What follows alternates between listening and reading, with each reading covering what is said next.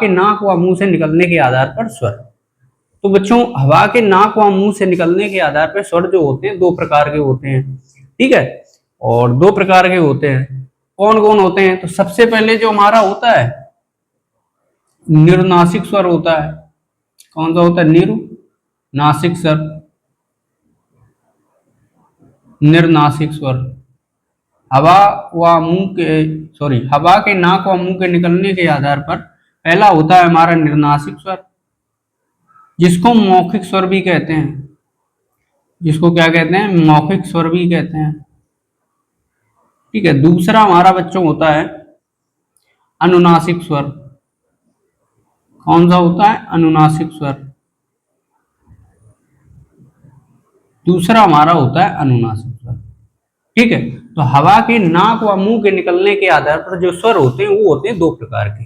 एक स्वर हमारा होता है निरुनासिक स्वर, निरुनासिक स्वर जिसको मौखिक स्वर भी कहते हैं। दूसरा हमारा होता है अनुनासिक स्वर, ठीक है। तो ये दो होते हैं। तो अब इनकी डेफिनेशन लिख लेते हैं। तो सबसे पहले हम निरुनासिक स्वर की डेफिनेशन लिखते हैं, जिसको दूसरे नाम से मौखिक स्वर भी कहा जाता है, ठीक है। तो इसकी डेफिनेशन क्या होगी?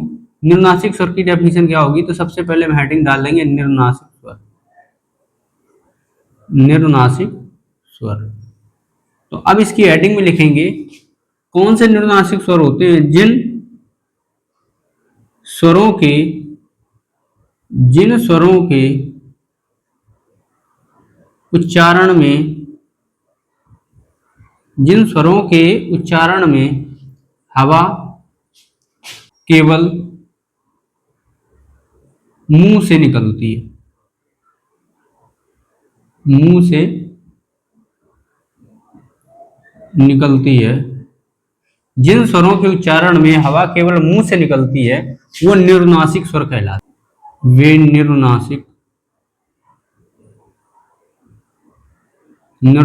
स्वर या मौखिक स्वर कहलाते हैं, मौखिक स्वर कहलाते हैं, ठीक है। तो बच्चों ये हो गई इसकी डेफिनेशन, निरुनासिक स्वर या मौखिक स्वर जिन स्वरों के उच्चारण में हवा केवल मुंह से निकलती है या मुख से निकलती है वे निरुनासिक स्वर या मौखिक स्वर कहलाते हैं, ठीक है। अब इसका एग्जाम्पल देख लो, कौन कौन से ऐसे स्वर हैं जिनको निरुनासिक स्वर बोला जाता है। जैसे हमारा आ हो गया, बड़ा आ हो गया और ई हो गई। चलो दूसरा देख लेते हैं। दूसरा हमारा अनुनासिक स्वर। दूसरा हमारा कौन सा है? अनुनासिक स्वर।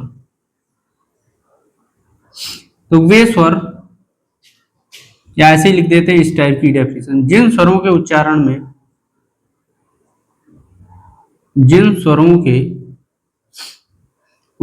में हवा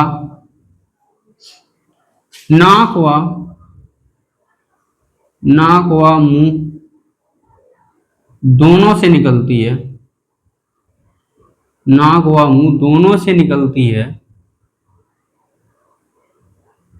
वह अनुनासिक स्वर कहलाते हैं। वे अनुनासिक स्वर कहलाते हैं, वे अनुनासिक स्वर कहलाते हैं। अब इसका भी एग्जाम्पल देख लीजिएगा। जैसे इसमें अंगा वाला यहाँ हो गया, इसका अंगाई वाला आ हो गया, ठीक है, और एक आपकी इंगाई वाली ई हो गई।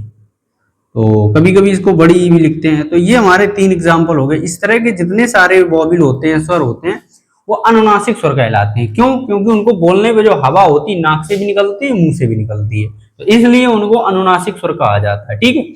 और जो फर्स्ट हमारा था निरुनासिक स्वर उन्हें कहते हैं जिन स्वरों के उच्चारण में केवल हवा मुंह से निकलती है, मतलब जिनको स्वरों को बोला जाए हवा केवल मुंह से निकले, वो निरुनासिक स्वर होते हैं, ठीक है। आई होप क्लियर हो गया होगा। तो हवा के नाक व मुंह के निकलने के आधार पर स्वरों की संख्या केवल 2 होती है, ठीक है। इसकी डेफिनेशन भी दिखा दी है, बाकी हम नेक्स्ट पार्ट में